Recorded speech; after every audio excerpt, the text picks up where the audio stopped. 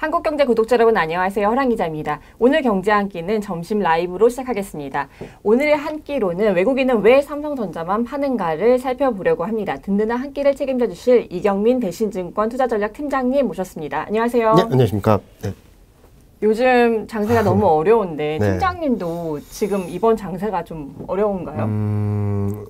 8월 첫째 주만 하더라도 분위기가 굉장히 좋았거든요. 뭐 하락 추세도 상향 돌파하고 그 중심에는 반도체 업종이 시장을 이끌어가면서 이제는 조금은 안심해도 되겠다라고 싶었는데 지난주 그러니까 8월 둘째 주 한 주 만에 시장이 급격히 변하면서 뭐 지지선이라고 말할 수 있었던 레벨을 다 깨버리고 내려가는 흐름이고, 그런 흐름들 안에서 심리나 수급적으로 거의 붕괴되는 모습들까지 보여주는 그림들, 또다시 그 중심엔 반도체가 있다라는 점들에 있어서 뭐 지금 나타난 현실들, 상황들은 팩트로 인정을 해야 되겠지만 이거를 어떻게 바라보아야 될까, 그리고 향후 전략적인 스탠스를 어떻게 취해야 될까, 과거 어느 때보다도 고민이 굉장히 깊은 시간이다라고 생각을 할 수 있겠습니다. 그래서 오늘 외국인은 왜 삼성전자를 집중해서 파는가를 좀 준비한 거기도 한데요. 네.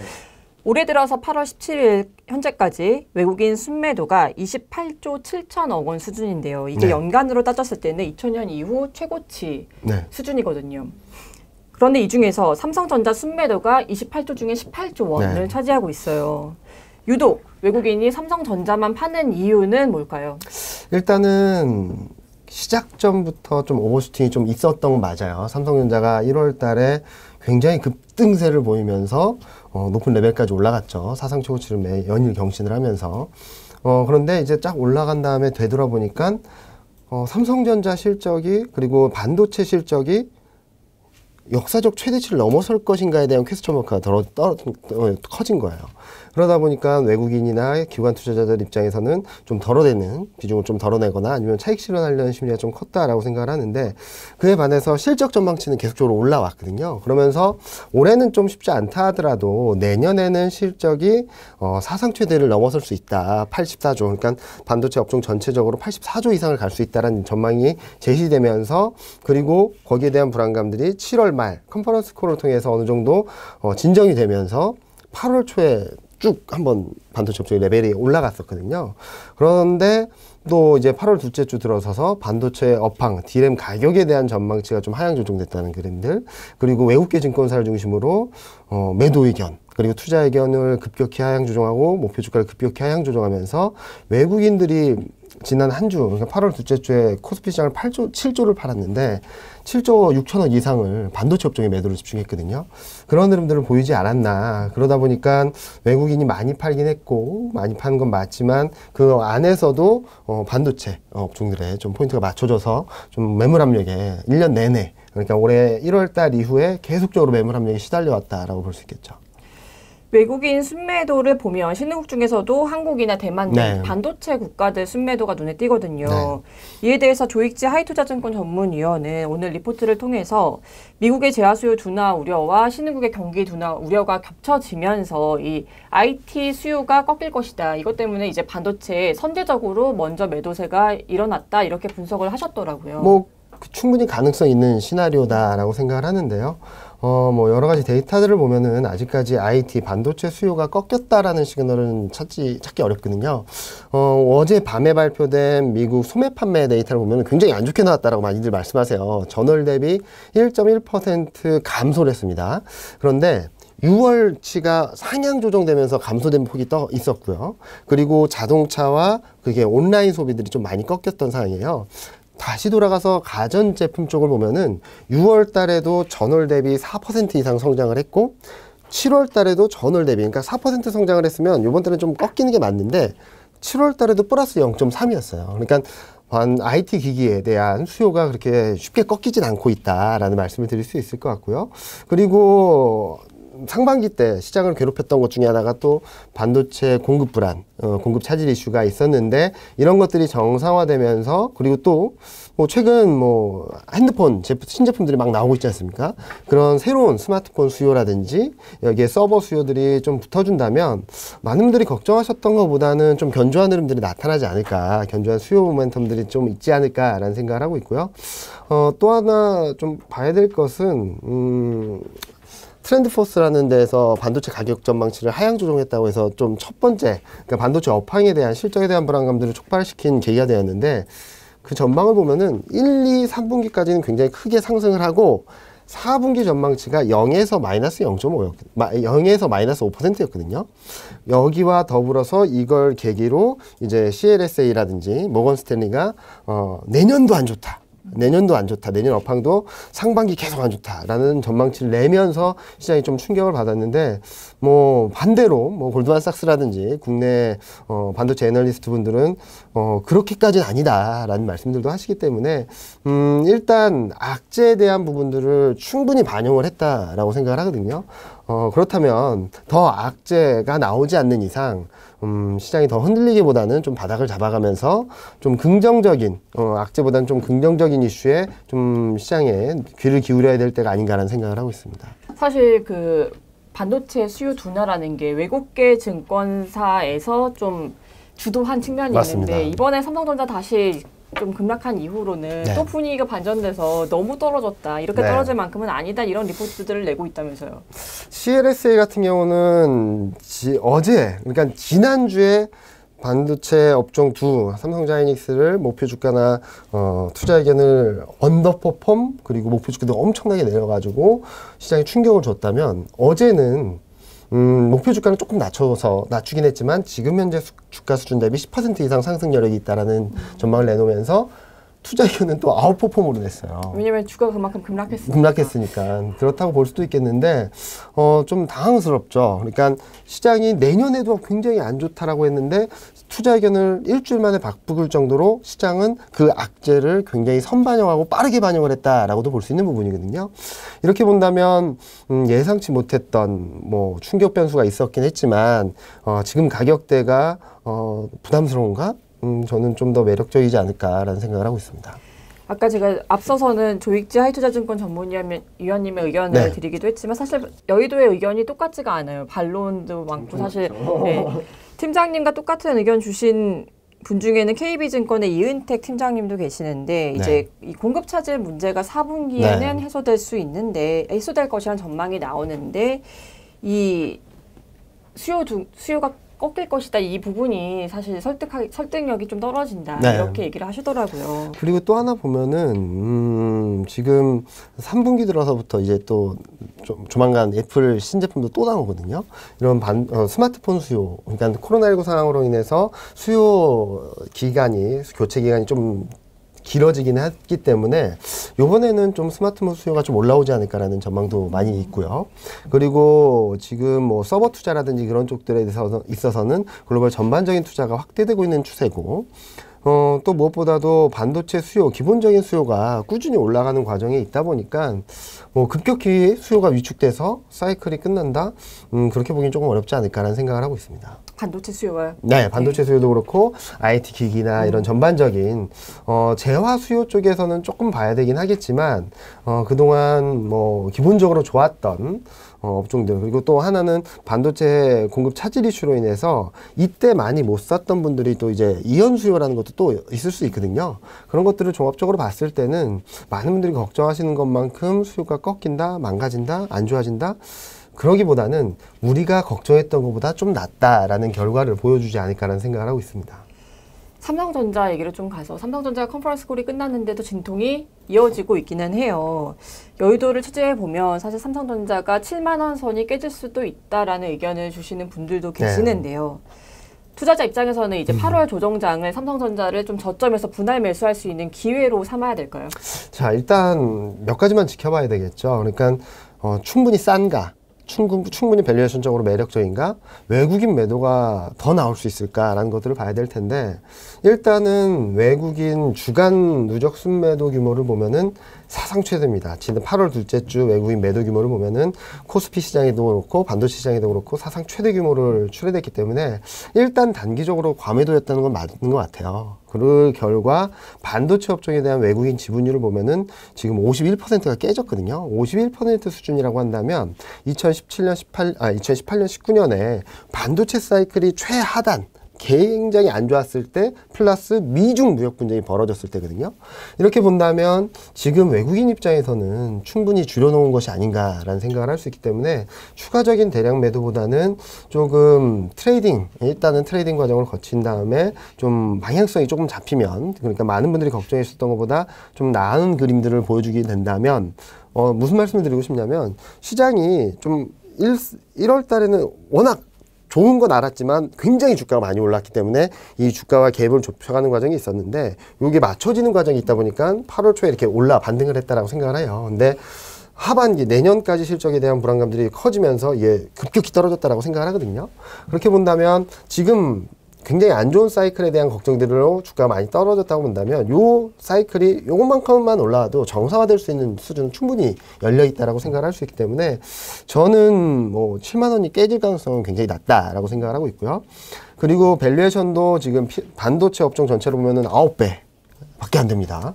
코스피가 11배 정도 되는데, 반도체 업종은 9배 밖에 안 되고, PBR도 1배 초반, 1.3배 정도밖에 안 되기 때문에, 밸류에이션적인 측면에서도 충분히 매력적이다. 그리고, 코스피 대비 상대 강도 측면에서도 좀 추세적인 흐름들에 있어서 좀 지지를 받을 만한 수준에 와 있다라고 본다면, 더 많이 빠지기보다는 7만 원대에서 바닥을 잡고, 뭐 좀 위쪽으로 점진적으로 만들어가는 그림들을 기대해 볼 수 있겠다라고 생각을 하고 있습니다. 사실 이 7만 원과 7만 4천 원 사이에도 사실 간극이 있는데, 그 바닥, 진바닥, 삼성전자의 진바닥은 진바닥이요? 네. 뭐 진바닥은 뭐 7만 원 초반 정도라고 생각을 하고 있어요. 그러니까 7만 원 깨지 않는다라고 생각을 하기 때문에, 말씀해 주셨던 것처럼 좀 분할 매수 관점에서 변동성이 커질 때마다 좀 담아 가신다면 크게 무리가 없다라고 생각을 하고 있고요. 뭐 8만 원대에서 비중을 많이 갖고 계신 분들 같은 경우는 좀 기다리신다고 한다면 크게 손실, 그러니까 마이너스 폭을 충분히 줄인 다음에 정리할 수 있는 기회가 올해 안에 올 수 있다라고 말씀을 드리고 있습니다. 결국에는 이제 외국인의 추가 매도가 얼마나 더 이어질까가 관건일 것 같아요. 네. 삼성전자의 주가나 이 코스피 전체 흐름에 맞춰서요. 외국인 매도세는 환율과도 관계가 깊은데요. 네. 이 달러 인덱스는 93선에 사실 왔다 갔다 하고 있는 네. 상황인데, 이 원달러 환율을 보면 8월 10일에는 1150원을 돌파한 이후에 6거래일 연속 오르면서 오늘 아침까지만 해도 1176원까지 올랐거든요. 네. 근데 지금 조금 전에 확인해 본 결과로는 1170원 다시 깨고 내려왔죠. 네. 원달러 환율이 어떻게 좀 이어질까요? 솔직히 원달러 환율이 1170원, 80원까지 갈 정도로 한국 경제, 산업 구조, 그리고 주식 시장이 취약한가?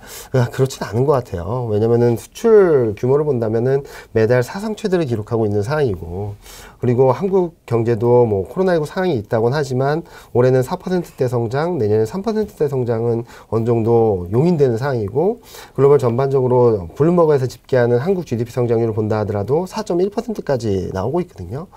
그런데 왜 이렇게 시장이 원달러 환율이 이렇게 올랐는가? 특히 달러 인덱스는 멈춰 있는데 원달러 환율은 혼자서 이렇게 올라간다라고 생각을 해본다면, 코로나19 상황, 그리고 반도체 업황에 대한 불안감, 외국인 매도, 요 세 가지 변수, 그리고 원달러 환율, 요 네 가지 변수 간에 서로 간의 부정적인 피드백을 주고받으면서 서로 간의 흐름들을 자극한 것이 아닌가라는 생각을 하고 있습니다. 일단 코로나19가 사상 최대치를 넘어서면서 1130원에 있던 원달러 환율이 1150원까지 레벨업 되었고, 좀 진정되는 듯 하다가 다시금 코로나19 확진자 수가 2000명을 넘어서면서 다시금 1150원대를 넘어섰거든요. 여기에 반도체 업황에 대한 불안감, 여기에 외국인 대량 매도가 출회되면서 원달러 환율이 레벨업 되는 근들은 보여줬고, 환율이 더 약세로 가면 외국인은 더 팔고 싶어하는 차익 실현을 하려는 심리가 커질 것이고, 외국인 매도가 더 커지면 원화가 더 약세로 가고, 이런 피드백들이 있다 보니까 좀 오버슈팅 국면으로 진입한 것이 아닌가라는 생각을 합니다. 오늘도 기재부 한 그 위원의 발언을 빌어서 말하면은 좀 오버슈팅 국면에 있어서 예의주시하고 있다라는 뉴스 기사나 코멘트가 있었는데요. 구두 개입을 해준 거죠. 뭐 일정 부분 그렇게도 볼 수 있겠는데, 뭐 아직까지는 불안합니다. 원달러 환율이 1150원 밑으로 내려가야지 어느 정도 정상화될 수 있다고 생각을 하는데, 좀 오버슈팅 구간이라 좀 불안한 것은 맞지만, 원달러 환율이 여기서 1200원 선을 가는 거는 언제였냐면은 2016년, 17년에 글로벌 경제가 디플레이션으로 간다라는 걱정이 있었을 때, 그리고 2018년 그때 반도체 사이클이 바닥일 때, 그리고 코로나19 팬데믹 때 밖에 없거든요. 1200원을 넘고 올라갔었던 때가. 그렇게 본다면 지금은 좀 불안한 흐름이고 오버슈팅 구간이긴 하지만 여기서 1200원대를 넘어서 한국 경기 그리고 펀더멘탈 흐름 그리고 시스템적인 리스크를 반영을 할 정도냐, 그건 아니라고 본다면 시간은 좀 더 필요하겠지만 원달러 환율이 좀 하향 안정세를 보일 것으로 생각을 하고 있습니다. 이 시간의 문제는 결국엔 뭐 미국의 연준의 테이퍼링 이슈가 좀 어느 정도 소화가 돼야 이 달러 강세도 좀 완화가 되면서 외국인 순매도도 그치지 않을까, 네. 이런 전망이 나오는데요. 일단은 다음 주가 중요할 것 같아요. 다음 주 월요일 날에는 이제 20일까지 수출 데이터를 확인할 거거든요. 8월 20일 한국 수출 데이터죠. 수출 데이터를 확인하게 된다면 반도체 수출 레벨이 어느 정도고 그리고 한국 수출이 어느 정도 흐름들이 견조한가라는 것들을 확인하면서 그동안 원화 약세를 자극했던, 그리고 외국인 불안감들, 투자 심리를 자극했던 수출 모멘텀에 대한 것들을 좀 더 확인할 수 있다고 생각을 하고요. 근데 10일까지 수출 데이터를 보면 좀 견조할 것으로 생각을 하고 있습니다. 그리고 이제 8월 말로 가면 이제 잭슨홀 미팅을 앞두고서 테이퍼링에 대한 우려감들이 좀 들어올 수 있다라고 생각을 하는데요. 근데 테이퍼링에 대한 우려감들이 있긴 하지만 파월 연준 의장은 여전히 비둘기파적인 스탠스를 취하고 있습니다. 그렇게 본다면 잭슨홀 미팅에서 테이퍼링에 대한 구체적인 스탠스가 나오기보다는 기존의 스탠스를 유지하면서 시장에는 불안감을 더 증폭시키기보다는 그래도 조금 아직까진 비둘기파적이네 라는 스탠스를 보여줄 수 있기 때문에 저는 오히려 8월 말을 지나면서 달러 인덱스라든지 그리고 원달러 환율이 조금은 진정되는 그런 그림들로 가지 않을까라는 생각을 하고 있습니다. 팀장님께서 8월 말 이제 잭슨홀 미팅 이후 시점에서 이제 외국인 매도세가 좀 잦아들 수 있다, 이렇게 얘기를 해주셨는데, 제가 오늘 인터뷰하기 전에 공부를 많이 해왔어요. 오늘 사실 나온 리포트들 거의 다 싹 다 봤는데, KB증권의 하이난 애널리스트 같은 경우는 앞으로 한 달 정도 외국인의 추가 매도가 5조 원가량 더 있을 수 있다, 이렇게 예상을 했더라고요. 그 근거로 제시한 거는 지난 10년간 외국인 지분율이 전체적으로 31%를 지지선으로 버텨왔는데, 지금 한 31.5%가량에서 31%까지 더 떨어지는 그 매도 규모가 5조 원가량이다. 또 2013년에 버냉키 텐트럼 직후인 6월 한 달간 외국인이 코스피에서 5조 원을 순매도했었다. 요걸 근거로 사실 앞으로 외국인 추가 순매도가 5조 원가량 남아있다, 이렇게 리포트 쓰셨더라고요. 일단은 충분히 가능성 있는 시나리오다라고 생각을 하고는 있지만 2013년 테이퍼 텐트럼이 있었을 때를 본다면은 굉장히 시장이 몇 가지 오해한 부분들이 있었어요. 테이퍼링이라고 한다면 지금은 많은 분들이 아실 거예요. 긴축은 아니다. 통화정책 정상화는 맞지만 풀었던 유동성을 줄이는 거기 때문에 유동성이 흡수되는 건 아니다라고 많이 하실 텐데, 그때만 하더라도 이제 금리 인상하는 거야. 깜짝 놀라가지고 연방금리 선물도 갑작스럽게 막 금리를 2번, 4번 인상할 정도의 심리를 반영을 해줬고, 또 하나 변수가 뭐가 있었냐면 2013년에는 피그 스타트가 있었습니다. 그렇기 때문에 달러가 굉장히 격하게 반응을 했거든요. 그러면서 한국 증시가 굉장히 불안했었는데 지금은 그 정도 수준은 아니라는 거죠. 그리고 또 하나는 최근 글로벌 GDP 성장률 전망치 추이를 보면은 유럽과 영국 쪽에서 상향 조정세가 좀 뚜렷하거든요. 그렇게 본다면 달러가 급격하게만 움직여주지 않는다면 외국인 매도가 출회된다 하더라도 시장을 충격을 줄 만큼, 그러니까 외국인 매도가 1년 내내 28조가 나왔다고는 합니다. 그렇지만 코스피 시장을 보면은 사상 최대치를 넘어서기도 하고 3,300을 넘어서기도 했어요. 그런 것들을 감안해서 본다면 단기 쇼크를 줄 정도의 강한 매도 압력은 아니라면 충분히 극복할 수 있을 정도로 생각을 하고 있고요. 제 개인적인 생각으로는 외국인 매도가 이 정도 수조 단위로 더 출회되기보다는 좀 진정되는 모습들을 보여주지 않을까라는 생각을 하고 있고요. 그 키는 달러 인덱스, 원달러 환율, 앞서 말씀드렸던 대로 그렇게 보고 있고, 또 한편으로 생각을 해본다면, 거꾸로 생각을 해본다면요, 원달러 환율이 1150원대에 있을 때 1100원대로 가는 것보다 1170원, 80원에 있던 원달러 환율이 1100원대로 가는 그림이 나온다면 외국인 입장에서는 좀 수익을 낼 수 있는, 환차익을 낼 수 있는 룸이 더 커진 거거든요. 이렇게 본다면 환율 방향성만 조금 더 명확해지고 원화 약세가 진정되고 강세 반전한다는 시그널만 좀 더 명확해진다면 저는 충분히 외국인 투자자들의 스탠스가 바뀔 가능성이 있다. 그 단초를 보여줬던 게 8월 첫째 주가 아니었나라는 생각을 하고 있습니다.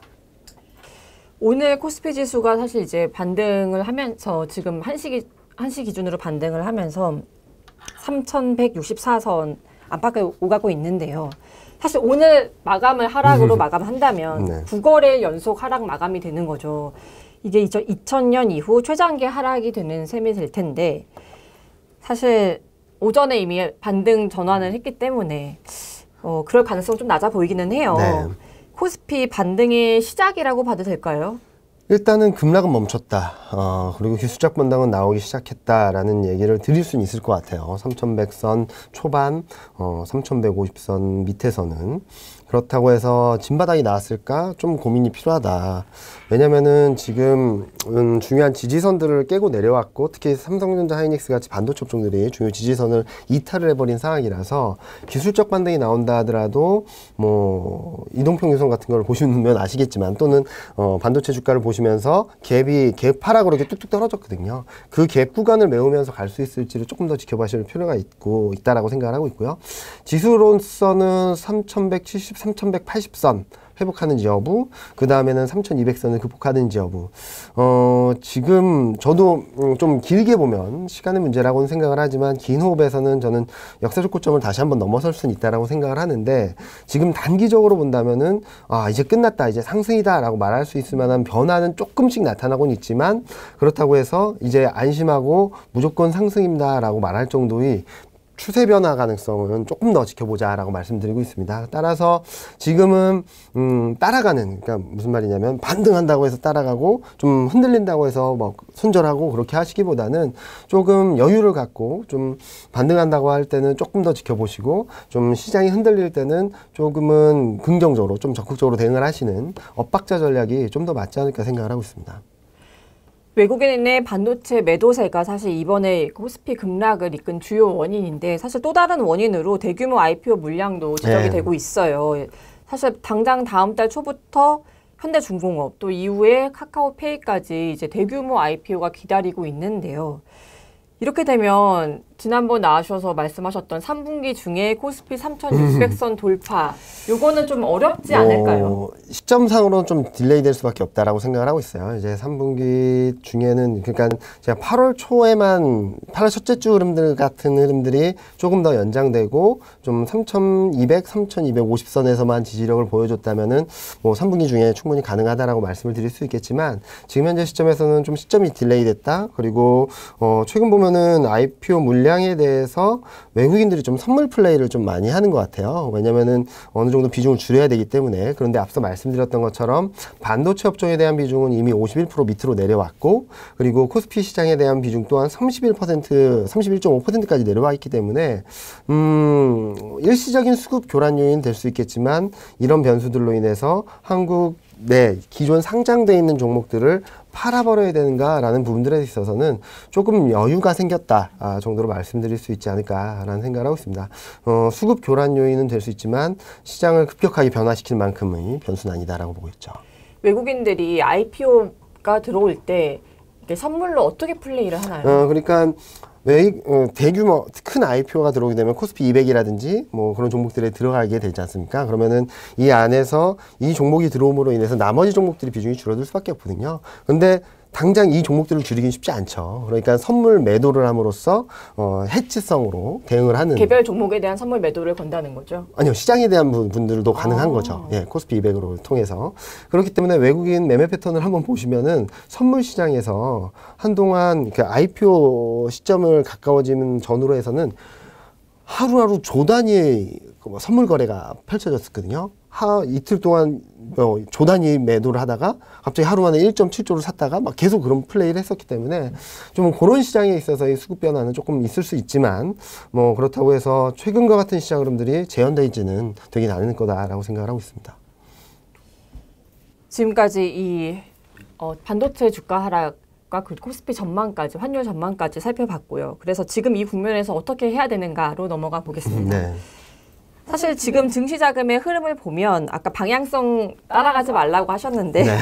또 그래도 자금 흐름을 좀 살펴볼게요. 증시 자금 흐름을 보면 투자자들은 경기 민감주에서 경기 방어주로 일찌감치 좀 숨어 들어간 모양새예요.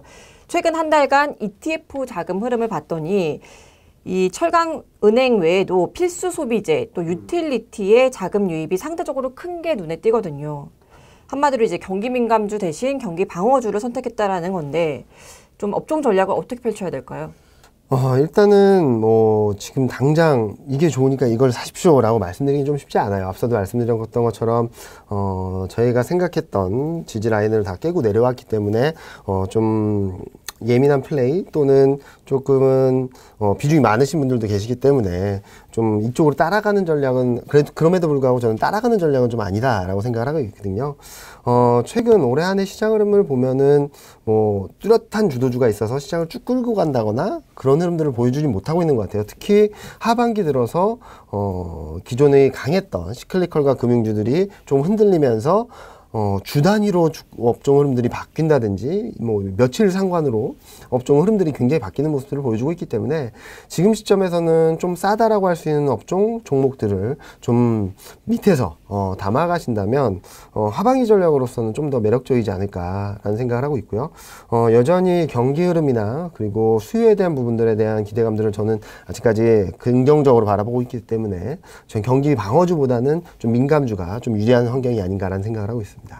말씀하신 것 중에 이제 많이 떨어진 업종에 대표적으로 네, 그 주목하라고 하셨는데 사실은 이미 하반기 투트랙 전략으로 반도체와 자동차를 꼽아주셨죠. 네. 이 두 업종이 모두 이제 많이 떨어져 있는 상태잖아요.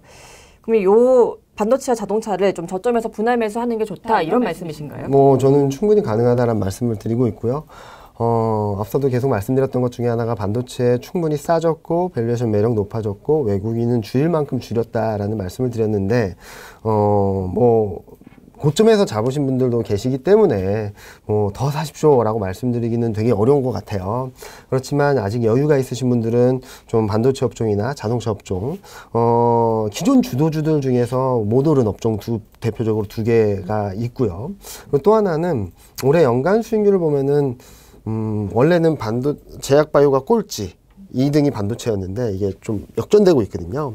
그렇게 본다면은 연말로 가면 갈수록 그 가격 갭을 그러니까 수익률 평준화 현상이라고 볼 수도 있는 그런 흐름들로 생각을 해본다고 하더라도 반도체의 충분히 상승 움직임들은 좀 기대해 볼 수 있지 않을까라는 생각을 하고 있고요. 자동차 같은 경우는 오늘도 뭐 소매 판매, 미국 쪽 소매 판매가 좀 불안했던 것들이 좀 변동성을 자극할 수는 있겠지만 산업 생산 쪽을 보면은 산업 생산 서프라이즈가 나온 거는 또 자동차 때문이거든요.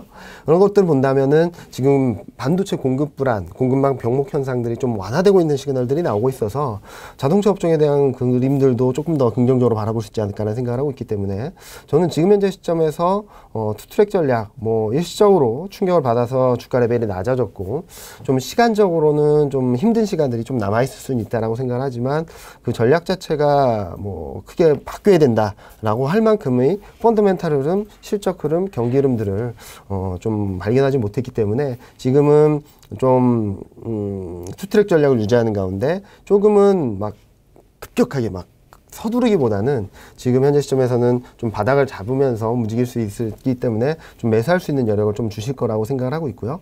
비중이 많으신 분들은 조금은 힘든 시간이 있을 수도 있지만 올해 연말 내 올해 안에는 충분히 웃으실 수 있는 그런 수익률을 거둘 수 있다라는 전망을 말씀드리고 있습니다. 근데 그 연말에 삼성전자 그냥 뭐 대놓고 삼성전자라고 할게요. 삼성전자가 반등을 뭐 지금보다 하긴 하겠지만 이게 그럼 8만 원 선까지 반등을 해서 좀 이제 털고 나올 수 있는 거냐 아니면 사실 뭐 10만 전자 지금도 아직도 목표 주가는 10만 원인 곳들이 많거든요. 많죠. 네. 그 정도까지 좀 접근할 수 있는 거냐 이건 또 다른 차원의 얘기일 것 같아요. 10만 전자까지 갈 수 있는지에 대해서는 저도 조금 더 고민하고 좀 시장 흐름들, 업황 흐름들, 특히 내년 업황에 대한 뷰들이 조금 정리가 돼야 될 것 같아요. 진짜 저도 최근 매니저분들을 만나면서 얘기를 드리다 보면은 시장 전망에 대해서도 그리고 업종 전망에 대해서도 주가 전망에 대해서도 이렇게 굉장히 다양한 의견이 있는 게 굉장히 오랜만이다라는 말씀을 하시더라고요.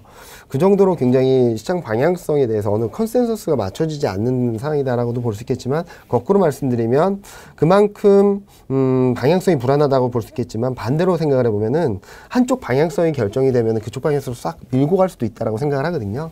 그래서 뭐 반도체 업종 저는 지금보다 뭐 10% 이상의 상승 여력은 충분히 있다라고 말씀을 드리고 있고요. 뭐 역사적 고점을 넘어설 수 있을까라는 부분들에 있어서는 내년 업황에 대한 뷰들이 뭐 전반적으로 어느 정도 정리가 되면서 방향성을 좀 더 만들어갈 수 있다라고 생각을 하고 있기 때문에 뭐 최고점에서 잡으신 분들은 저도 조금은 어떻게 코멘트 드리기 쉽지 않은데 뭐 최근 급락하기 전에 뭐 그 정도 수준에서 잡으신 분들은 플러스 수익률을 보시고 나올 수 있다라고 말씀드리고 있습니다. 지금까지 외국인은 왜 반도체를 집중해서 매도하는가를 살펴봤습니다. 긴 시간 수고해주신 이경민 대신증권 투자전략팀장님 감사드립니다. 네, 감사합니다. 한국경제 구독자 여러분 시청해주셔서 감사합니다.